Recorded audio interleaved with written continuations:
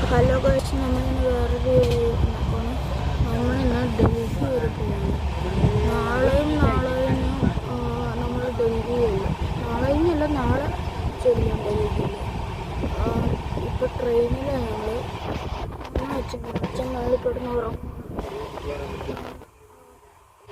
ഒത്തിരി ഇതുണ്ട് കേട്ടോ, വരണ്ട പ്രദേശങ്ങൾ